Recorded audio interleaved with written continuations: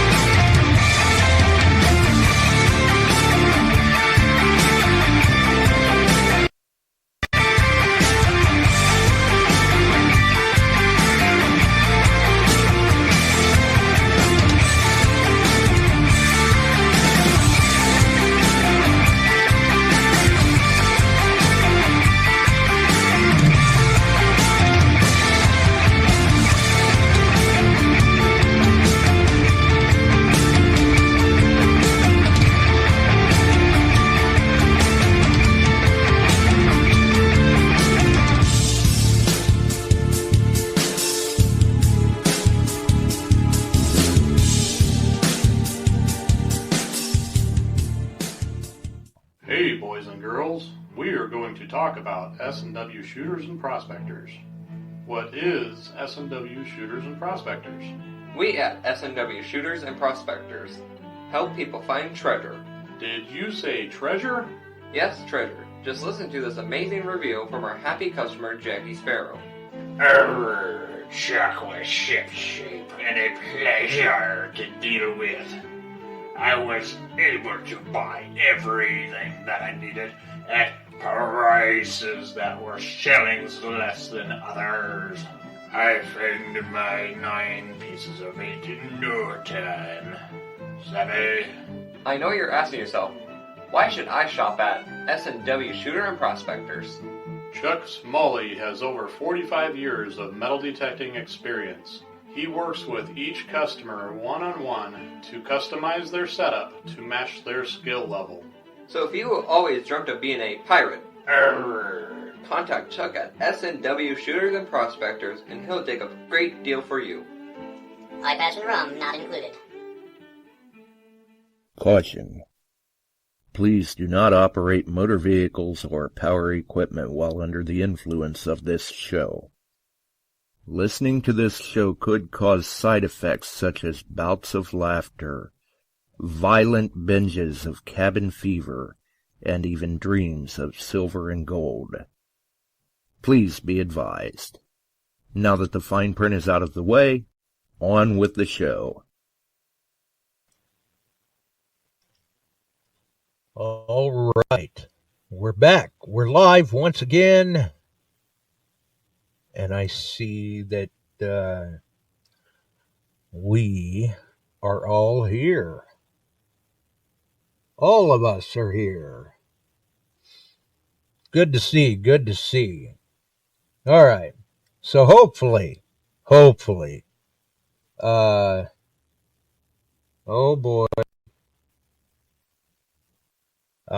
I see. Okay. So hopefully we've got some good stories coming up. I see that Ohio Relic Hunter's in, Clayton's in, Dennis, Tam. Hopefully there's Scott, Chuck. So hopefully the audio is good and strong like it has been the past few episodes where we've been trying to dial it in. Welcome to Tom. And we'll see how that all goes. And I know Dennis has been out for a bit because he's been out with the gang on the Alaska trip. So for Dennis's benefit, in case he hasn't caught the past couple of episodes, we've been tweaking the audio, and we have brought back the call-in line. Ooh, scary sometimes. Either way, hopefully in the past few minutes, I haven't managed to put Chuck to sleep, so let's get him in here as well, if I can get this done. There he is. How's it going, Chuck? Doing well. How's everybody been? I think they've all been doing pretty good. Yeah, they're showing up. Hey, Janet, Celeste, they're coming in. Yeah, we had an awesome trip. That's all I can tell you about it. A lot of good gold was found, a lot of memories made. Some guys did exceptional. Others guys. After I weighed out mine, I'm at 780, $800 worth. I'm not unhappy. And some guys, all they got was what we worked off the slick plate because they were busy doing other stuff. Like fishing. Yeah, Frankie was in there, man. I'll tell you what, he got a good long trip of fishing in and caught his big northerns. And Kevin Smoot went with him, and then Kevin was out. And I'm not kidding you. I'll bet you Kevin shot 4,000 pictures. He's a photographer, and he got some dandies of wildlife and us and everybody else out there. And it was he enjoyed that to the max. And then I bet he did. I mean, that's kind of a that's a unique experience and opportunity all in its own. And with him being a photographer, I'm sure he was not going to pass up the opportunity to take a bit photos. Not a bit. So he and we had, we got there the first day we were there, half day we were there. It was raining, drizzly, cool, 52 degrees, gnome weather. And the next day it kind of mediated. The morning it was a little rainy, it cleared off. And after that, it was 70s, upper 70s, near 80, and right at 80 down in the ravines and that type of places. And of course, that brings out another problem. We had mosquitoes, but we handled it. And a few people had ATV problems, some due to gas, some due to other problems. Dennis lost a tire the one day. It went flat, and he made a turn to come off the bead. And he had the long ride on the tailboard of an ATV.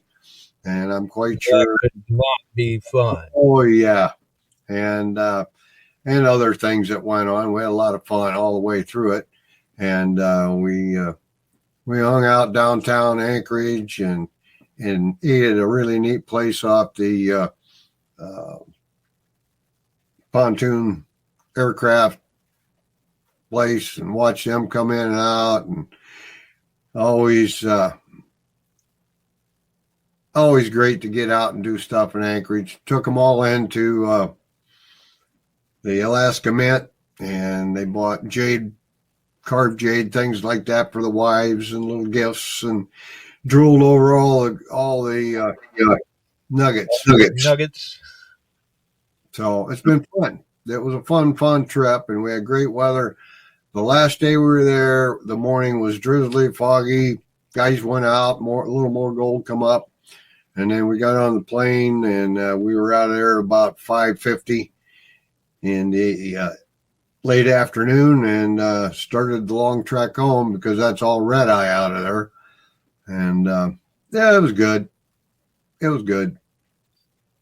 Well, I had mentioned, I believe it was on Wednesday's episode, maybe, that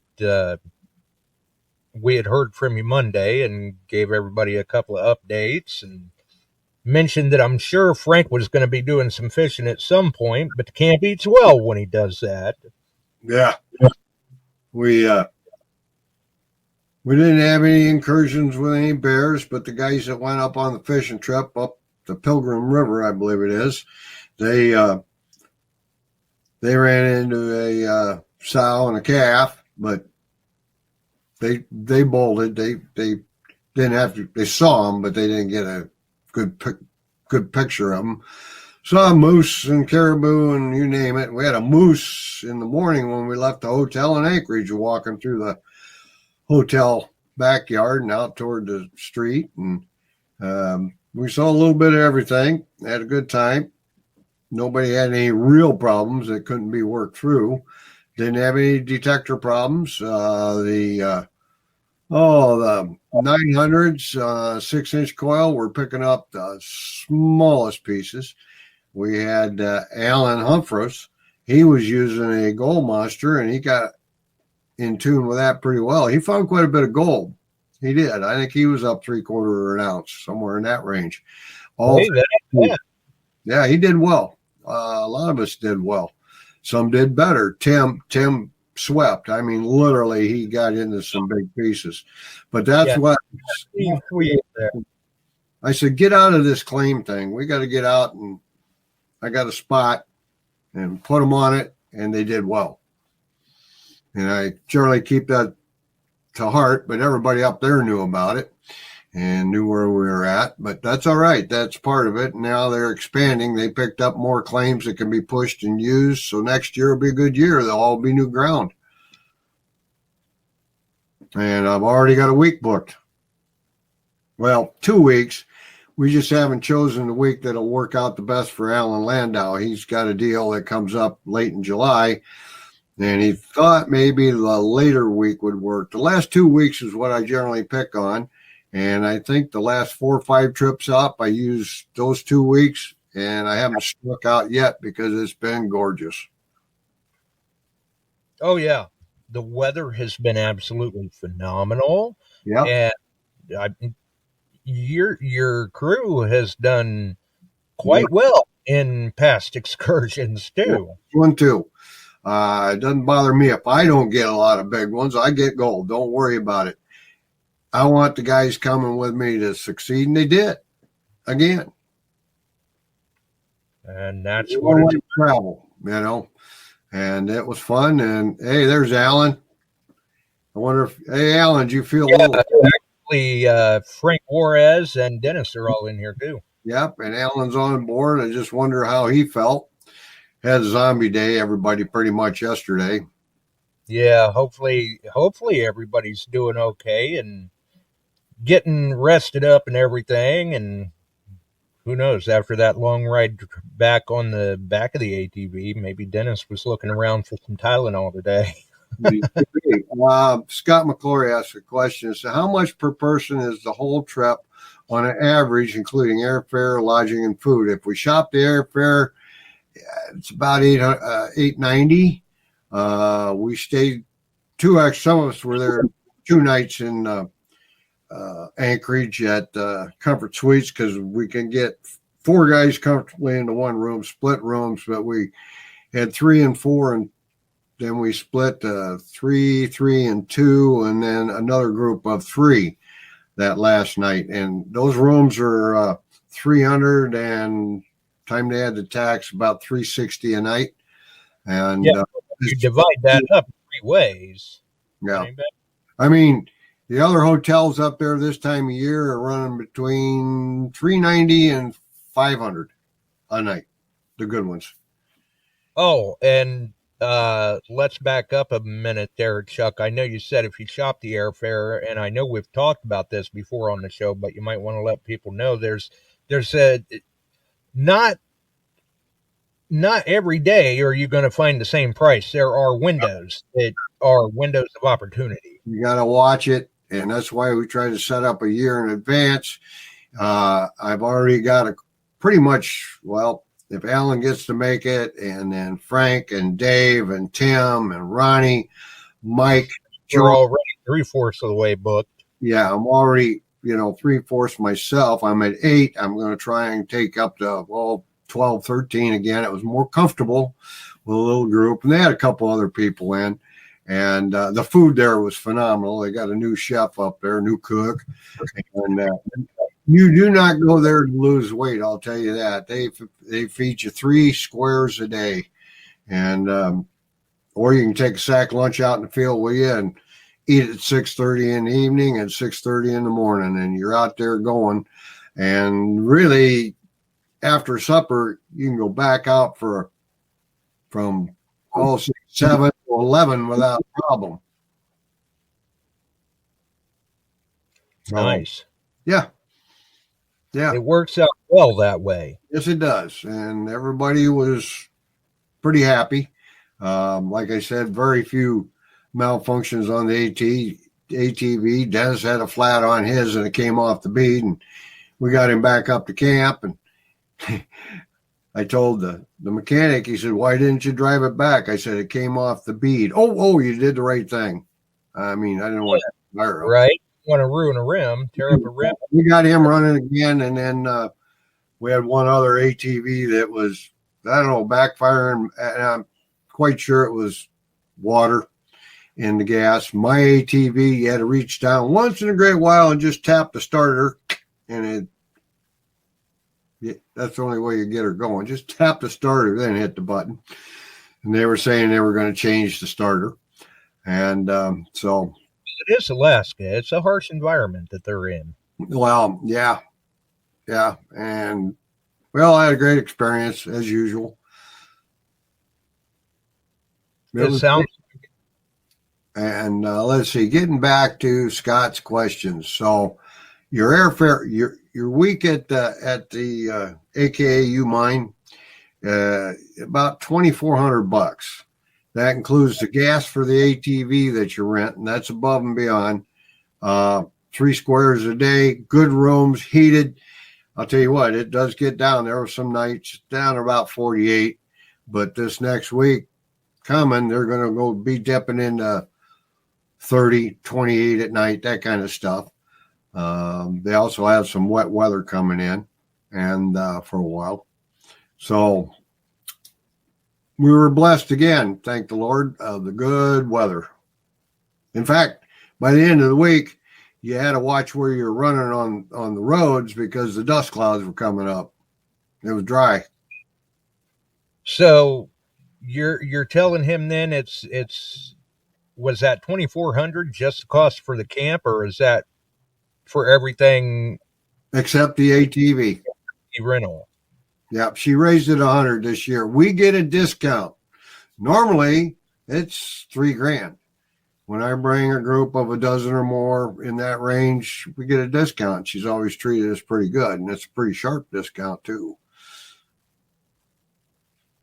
Hey, you can't beat that. No, and ATV. Especially if and you wind up coming out with what 5+ ounces of gold. Person. I mean, if you looked at the group, I rough figured it with mine and Alan's and everybody else's. And if you looked at it, we probably took in now with those pieces that they got, $28,000 to $30,000 in gold went home with people. Oh yeah, I would not be surprised at all. Yeah, so it was great, and we're going to do another one, and we'll get the word out, and we'll sign up a half a dozen or so over the core group that wants to go back. Why do they want to go back? They found good gold. We found good gold every trail. Right. Yeah, good gold, great times, great scenery, adventure, experience. Mm-hmm. Yep, and in the evenings, they go back out detecting. They like to throw horseshoes up there. We played right, left, center. Had a lot of fun. We stopped at the AC, and they did their beer pickup. They stopped the ATVs from going into town unless they are licensed. And the licensing costs quite a bit. And she's got like 20 ATVs up there, and it's $160 a unit to put a user's license. She had a couple of ad licenses, and she just told us next year if you want to get a group together, you can take a pickup truck into town. Well, you can't beat that. No. See, Digging Buddy and Celeste are in as well now. Yep.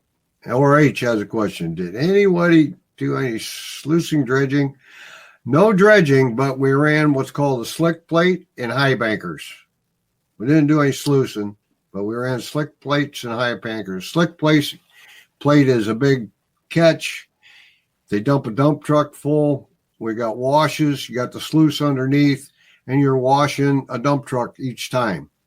And we ran. Just to put that into perspective, that's what, 10 ton of material you guys are moving? 8 to 10 tons we're moving, and we did 1, 2, 3, 4, 5. We got 13 grams, something like that. We washed out. We had problems with it. Alan can't talk. He's driving. And So I've got to talk with him on his date again, and I'm going to firm up the week we're going, and hopefully he can get out and come with us again. So I'm sure you would definitely enjoy that, to be able to be in attendance. Alan got a nice 5 gram, I think. Mine come under just under 4 gram. He got the 5 gram. Then it went up from there. There were some halves that were found, 1/2 ounce and 3/4, and maybe you saw the big ones posted, and that was fun. I mean, it's there. You just got to prospect a little with a detector once in a while too. Yeah, actually, I think one of Tim's pictures and one of Ron's pictures were in the post tonight. Yep.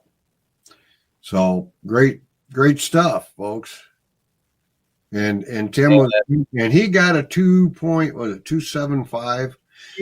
I think it was like 2.47, maybe 47. And next, folks, we were seeing pieces that big, and they were bringing phenomenal amounts of money. You're talking that unit there would probably sit and be sold at 9-10 grand.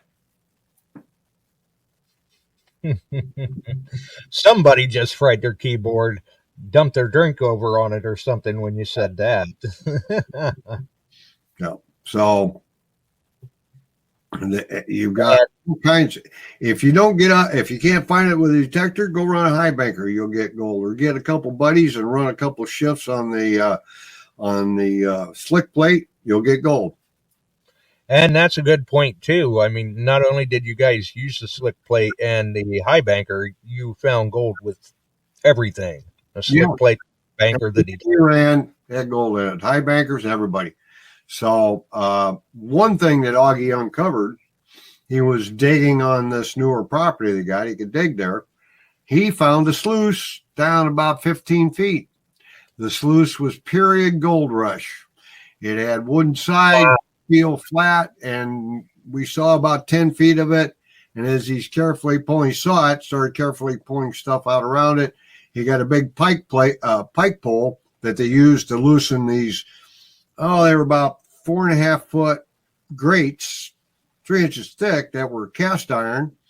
And then he found a maul, and then you can see this whole thing. So he's trying to uncover that, because it's a true piece of gold rush history. It's there. Yeah. It was neat. I mean, we all got to take a look at that. You sit there and look at that. And those guys, you talk about weightlifters, those grates are heavy. They're probably 80 pounds a piece. That'd make for a nice piece to have on display there. Well, he's got to lay that stuff out, I think. He's just working on it. Told us to go down and take a look at it. Wow. ORH is not just history. Chances are it still has gold in it. Probably does, because they dumped a lot of material over the top and around it. But the gold they were finding in that area was dirty gold. It had a lot of, I've got 2 pieces myself up in my jar. I got to clean up that had mercury on them. Wow. Yeah. So they run into it in places up there. Right. That's true. And, Ron, he found a mixed media piece. Yep. Yes, he found a nice chispa, and it'll clean up. And some people like that. They like to see the golden quartz, the whiter quartz. And he got a good piece of that. Now, I don't know. That might go $3,500. Nice. We got some good gold. Dennis also brought up a good point that it's a lot of hard work too. Yep. They also said if you go take a mine lab, the 800 to 900 in the Manticore will all find in good gold, and the little gold monster. Yeah, and these weren't just nuggets. I mean, these were gram and subgram. Yeah, these are tiny. Unbelievable. But another thing to remember, folks, I'm not knocking this detector, but DS2 does not perform well in gold fields. End of story. Well, it's like we've said before, proper tool for the proper tasks. Some I mean, machine tell me they did well with it. With they got one or two nuggets. scenarios. So Right. But there are other options out there that could do the job better in the same scenario. Yep. Yeah, I am ORH. He asked if I'm going to retort it. I'll just probably burn it off. But it's there. We did not have any. Now, I had the Nocta pinpointer with me, but I did not take a legend. Oh, so you were running the AccuPoint then? Yep. A couple times it came into play, and it picked up smaller pieces of gold. But they're even the Garrett. I mean, these little pieces, you got to split and look and that kind of stuff. I mean, they're too small for pinpointers. Right. Yeah, that is a good point. Though. It's fun. It can take some time finding those little pieces, that's for sure. Yeah, it can be frustrating, especially if they're kind of covered with a dirt coating and you're sitting there holding each piece, trying to get it. Then you look at it, spit on it, that's gold. Put that away. Right. Yeah. Many people in the chat can relate to, looking for like a post earring or an earring back and knowing how frustrating that can be at times. Right. So expect it to be any better when you're looking for gram and sub-gram gold. The Manticore and the 900 and the 800 all have that good MineLab gold prospecting mode in it. But a lot of good gold comes up, believe it or not, Parks 1. Yeah, that's right. The previous trip to Alaska, that's what people were hitting it with pretty much. And that big horse choker of a nugget came up with an 800 in Parks 1, if I remember right. Yes, it did. So, and the majority of the large nuggets were not found in any push. They were in a hard pan area where old mining had been done, and it's lost stuff off the sluices and that kind of stuff. And so you had to hack and chip and get the stuff out. And they worked for it. Everyone was worked for it pretty hard. Oh, yeah. But they were rewarded for their effort. Oh, yeah, they were. Yeah, they were. And they did well. Mike got a nice 3/4 ounce and a half, and I can't remember what the other one was. You won't see it. He doesn't put stuff on Facebook. He got some pretty good stuff too. So everybody was getting good the last couple of days. We did real well. Yeah, I remember the that was a couple of days in or whatever. You had done a little go live or a little video saying, "Yep, everybody's happy now that they're finding big gold." Yep. ORH. Any issues with mineralization? Hot rocks. There are hot rocks. And that's deal with sometimes. But, it's funny. You got to track them, and most of the hot rocks had a number of 1. Sometimes it'd go 1, 2, and you kind of knew by the sound. But small gold ran 2, 3, and 4, then 6, 7, 8. And if you had a 800, it'd be 13. 14, 15. I think Tim said his bigger nuggets read 18 to 20. And Ron's read 14. I had my little bigger one read like 12. But that one or 12 or 13. But that was on the 900. Right. I don't know what Alan read his at. It'd be interesting. I don't know. But we'll ask him that some other time. I'm kind of surprised, though, with some of them that Ron was finding that they were still bringing up like a 14. I would have thought they would have rang a little lower. Nope. Being so small. Well, the tiny ones were. He had Okay. two Okay. varieties, but on the bigger nuggets and that kind of stuff, that magic number on those 900s, it's a little higher than the 800, 18 to 20, where the 800s ringing them 12, 13. Yeah, I was going to say the 800 be right there, probably between 13 and 16. They were. Oh, yeah, it's good. Yep, RH12 and the nickels. Right. Yep. So, I mean, there really wasn't a whole lot of issue with the mineralization aside from what would have normally been expected. Right.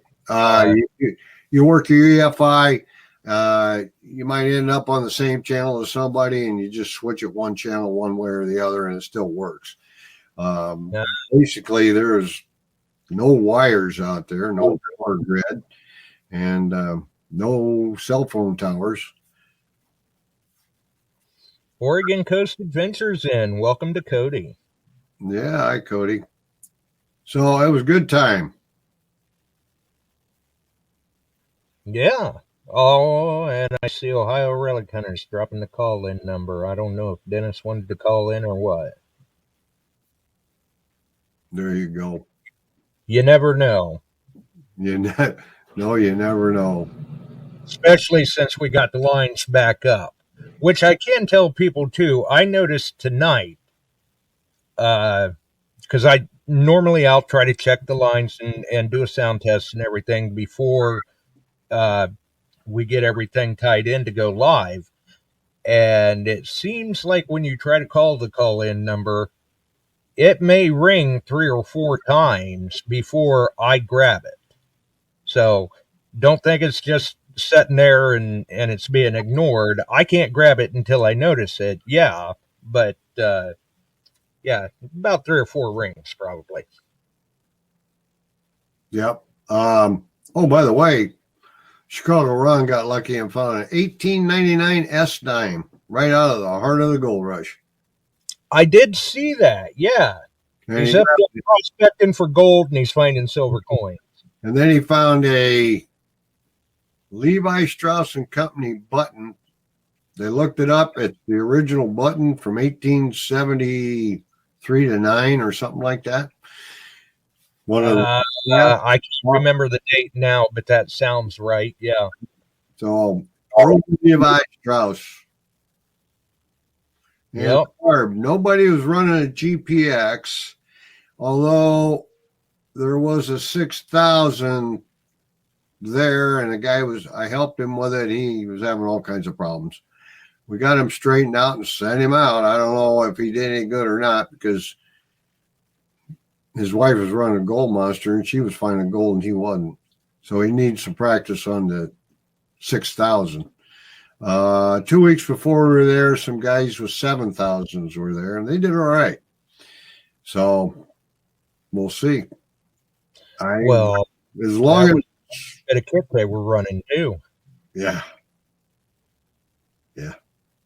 So, but right now your Mind Lab, I mean, folks, and I know it makes others cringe, although the Garrett Axiom has become a pretty good machine. They've got that ironed out a little bit.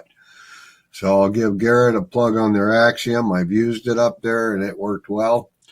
But Mind Lab still top of the heap on that gold.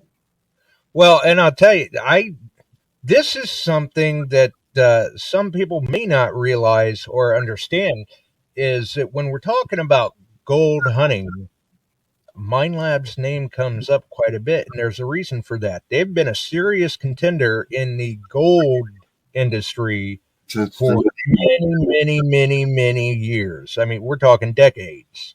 Yeah, I bought my first gold machine from Mind Lab 98, 97. It was a gold 1000 something, and I did well with it. That's the first gold machine I really did good with. I tried the whites and I didn't. do that great with it. But boy, that one I did well, and I just stayed with MindLab then and evolved and started being a dealer because their stuff was good. Right. Yeah. I mean, Garrett, I debate. So, I mean, pay a little bit more for the name, yeah, but there's a reason for that. They make good machines, and everybody sees that there are so many MindLab users using MindLab equipment for general purpose hunting, coin and treasure, relic, things like that. But a lot of people don't realize that that is technically a sideline for MindLab. Their bread and butter is in the gold field. yes, it is. Yes, it is. So, if anybody's got any questions, type them over in comments for me. I'll try to do the best. Type them over in comments or call in and we'll try to grab the call. But like I said, if you're really looking forward to sometime go gold hunting, we've got some openings right now for next year and next July. I make no right. I make no guarantees you'll find any, but we'll work hard for you to get you on to gold somehow. That's true. Nothing's a guarantee. He can get you on the spot, but you still got to get your coil over it. Right. Yeah, I'm looking at Oregon Coast Adventures is paying $5 a gallon for milk there now. Alaska was what's milk and gas in Alaska? $8.99 a gallon for milk, and then gasoline really was like $3.99, $4.29. Yeah. You guys were just about getting gas cheaper in Alaska than we were here in Ohio. It wasn't terrible bad this year. But diesel was $6.99. Or maybe the better question is, what was the price of a bottle of DEET to keep the mosquitoes away? I didn't price that, but I can tell you an 18-pack of long neck Michelob was $36. Wow. Now, I don't drink the beer, but not at that price. Oh, they wanted the Michelob Light by the can, and it dropped it. The long neckers are expensive. Yeah, then they could probably get a 24-pack for that price. Sure. Wow. It's just I don't think a lot of people really even think about it until it gets brought up in conversation like this, like you mentioned in the gas and the milk and the beer. Bread was extreme difference in price. $4.99 to $6 a loaf. So how much? $6 a loaf for premium style breads. Wow. Man, kind of makes you wonder around there. Maybe they just take and throw a burger on the plate and say, forget the bun. We'll just eat it with a fork. Yeah. Too pricey. Yeah. It's the price of stuff, especially out on the West Coast, up in Alaska. Man. Yeah, and to put that into perspective, you said milk was how much? $8.99, I believe, or not $8.99. Yeah, $8.99 a gallon, and here in Ohio, that was 2% because that's all they had on the shelf. Wow! Because it gets flown in daily. Yep. Still, that's. I mean, and that's something that people have to keep in mind.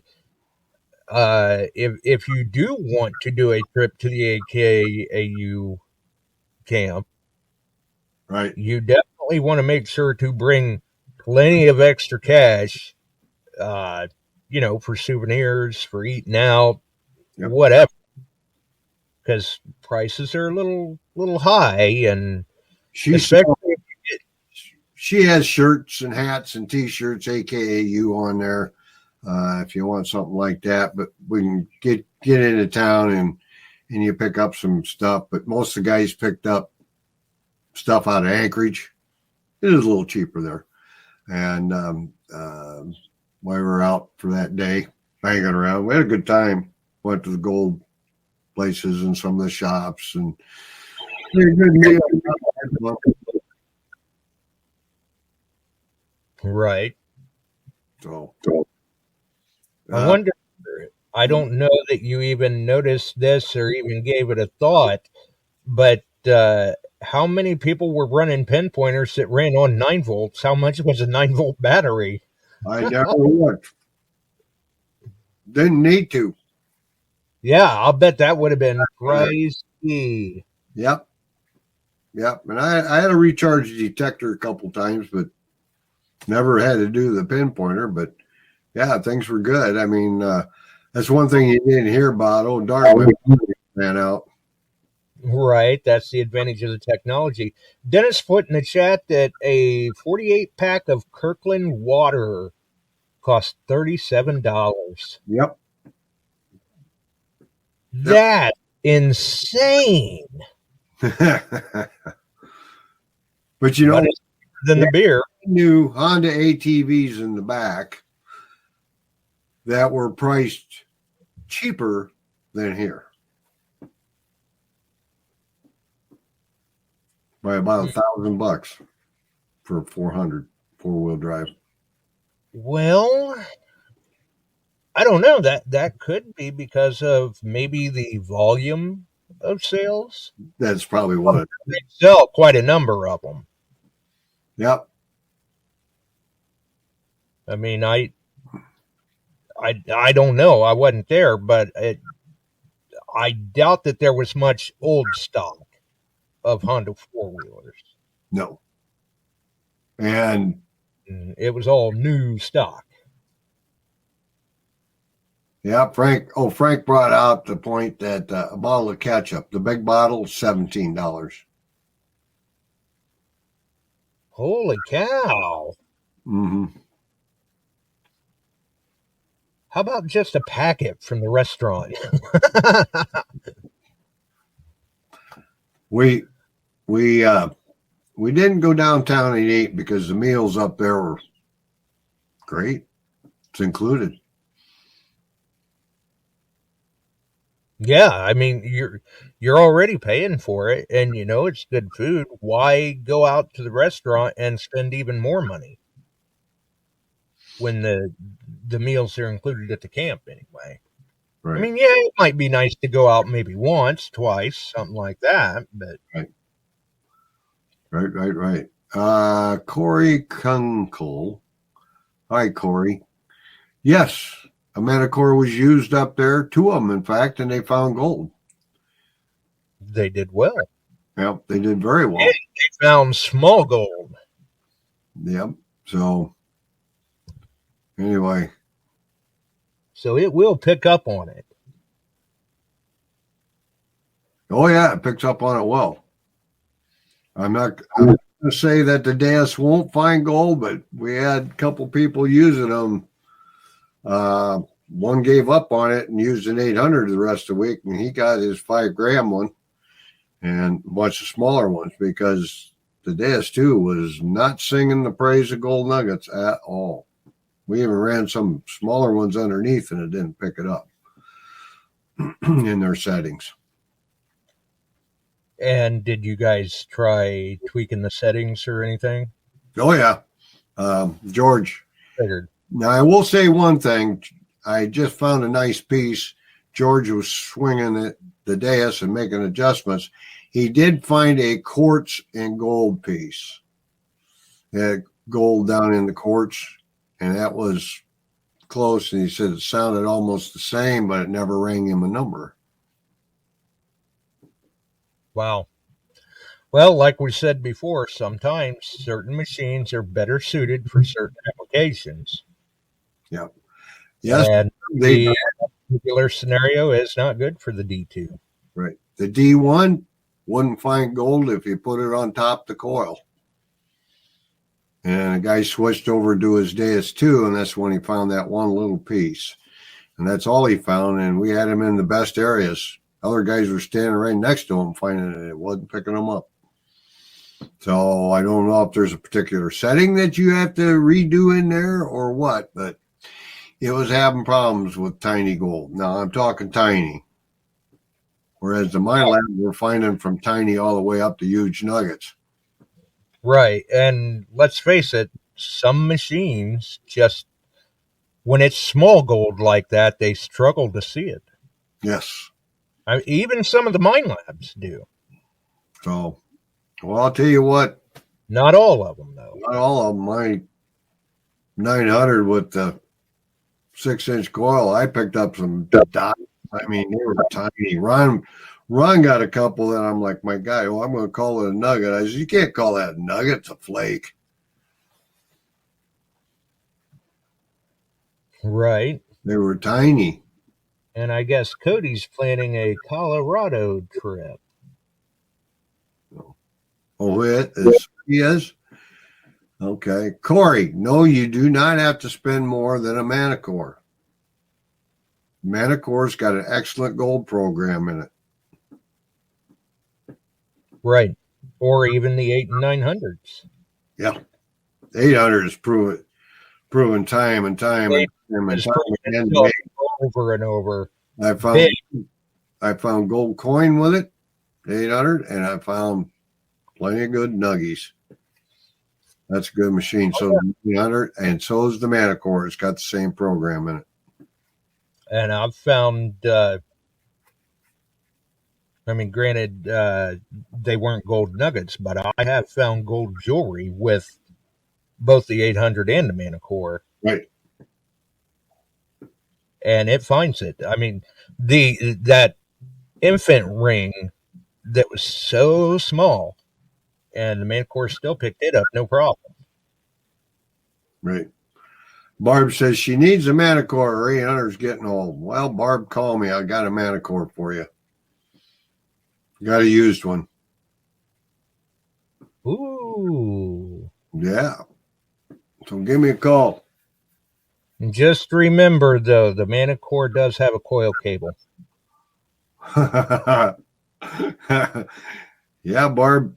It's not wireless. Yeah. I don't think a long drive would help bouncing that coil.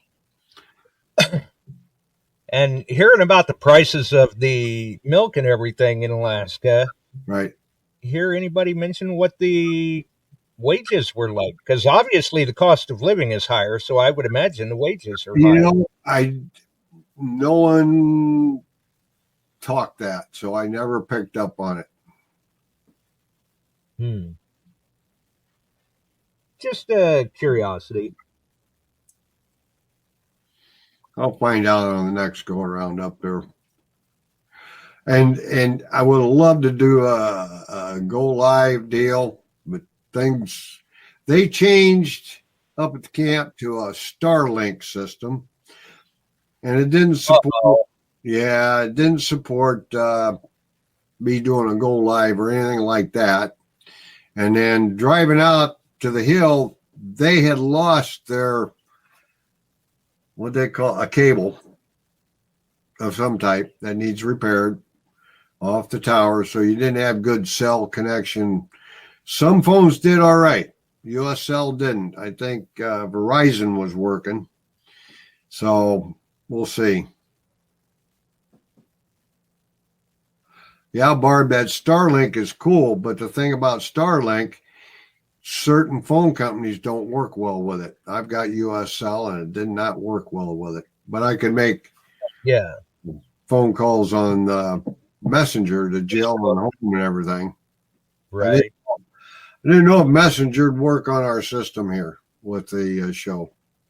You know, I was actually thinking about that after you had contacted me Monday, and I don't know. I may have to look into that and do a little bit of testing, but it's a good possibility that it may. Right. At least with the current setup, the way I've got the audio routed. No, we'll try it again next year. It seems to be working at the very least, though. You've been pretty solid this episode, and I would say, Oh, yeah. You got her humming. You're sounding good, my friend. Yeah, we tried to dial it in real nice for you while you were away.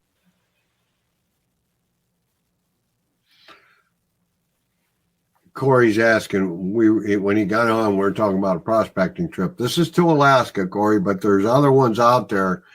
And you can go to Alaska, you can go to British Columbia, you can go down, well, they're even in California. And oh, yeah. That's AKAU up in Alaska, Alaska Golden Resort.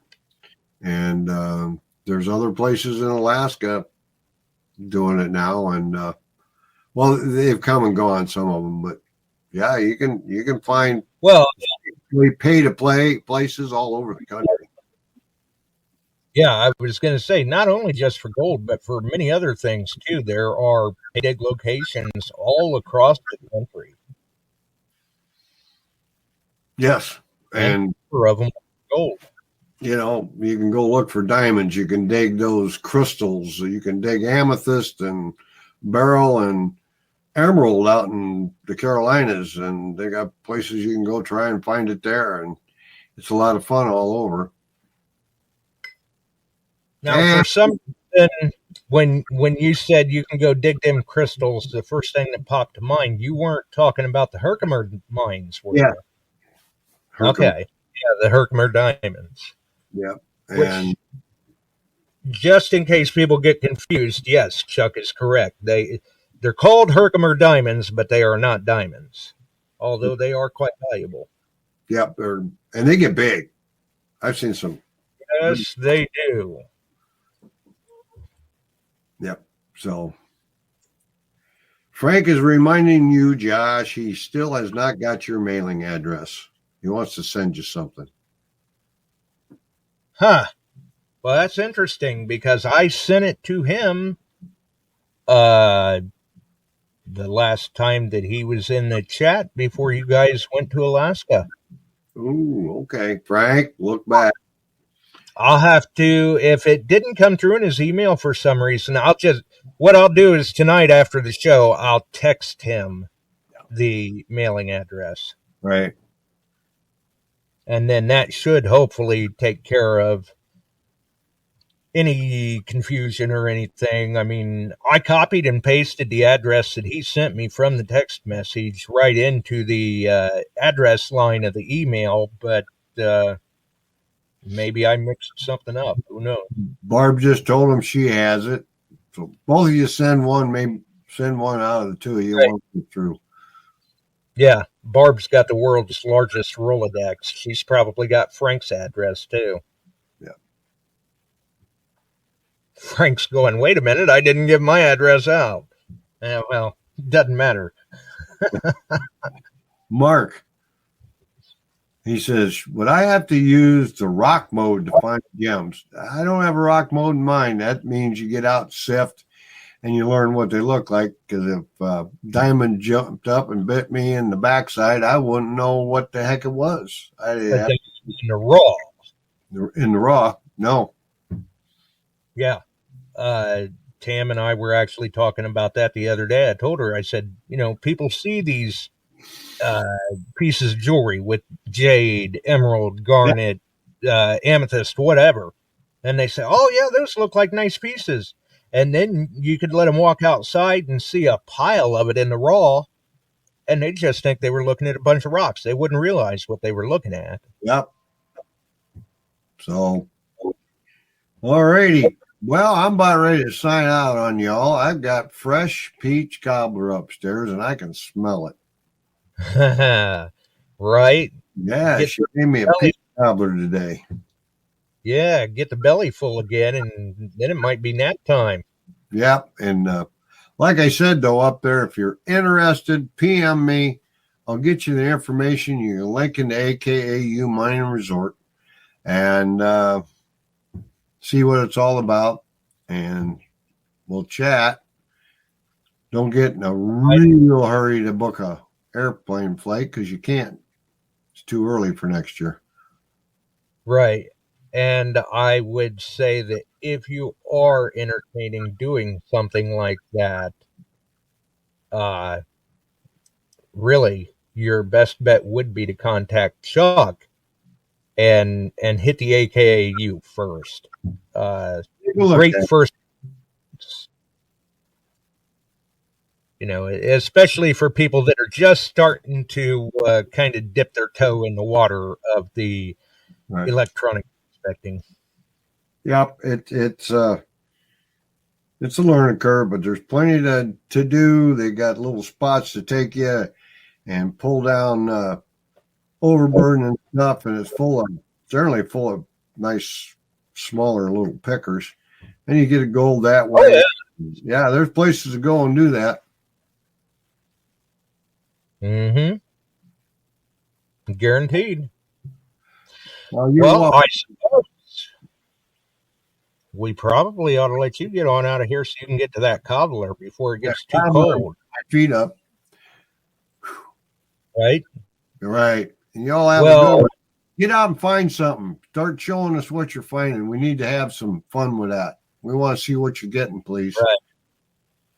Well, welcome back once again, and you enjoy the night. I will, sir. And the rest of you have a great night. And Dennis, I saved that story for another date, buddy. Uh-oh. I got a story for y'all on Dennis. A couple of them, in fact. But just to keep him on. Free pass.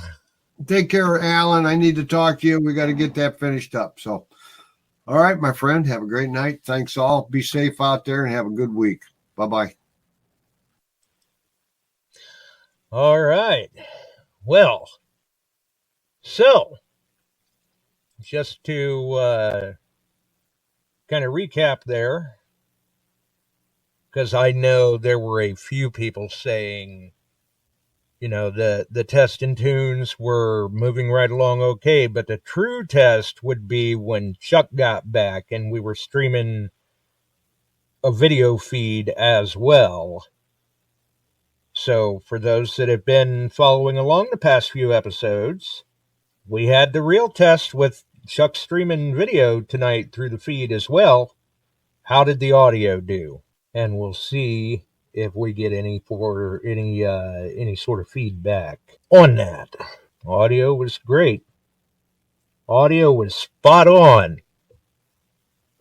Awesome. So, maybe we have finally conquered the gremlin. Fingers crossed. We'll see what happens. Either way, though, welcome home to Dennis as well, and Alan. I know that Alan was busy driving, but if he's still listening, welcome home. Welcome home to all of the gang. Definitely.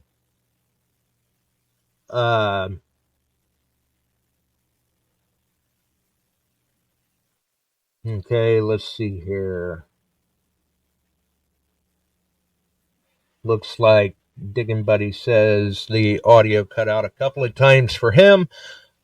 That may have just been the connection, though, and as much as I hate to say it, if it cut out a couple of times, that's much better than what some of the past episodes have been for us. But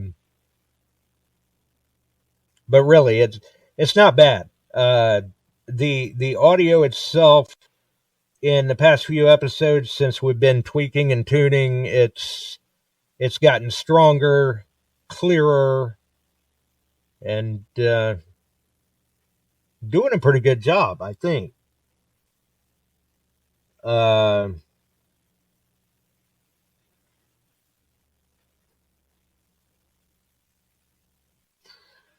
I'm not sure if Frank uses Facebook much anymore, Barb.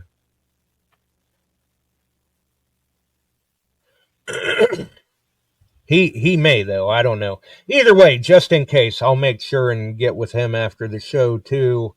And between the two of us, one of us ought to be able to reach him. Maybe both of us. And if both of us do, well, hey, what else can you do? He's been told twice.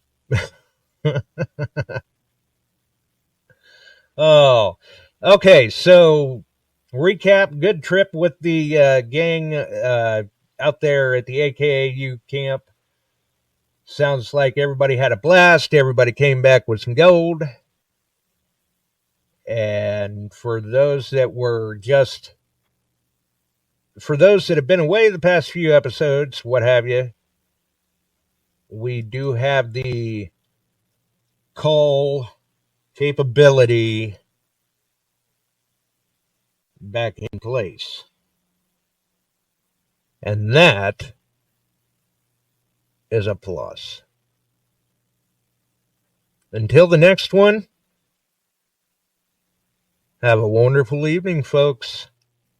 We're signing out. We're out of here. We sure are glad you found us here tonight. Thanks for dropping by and joining in.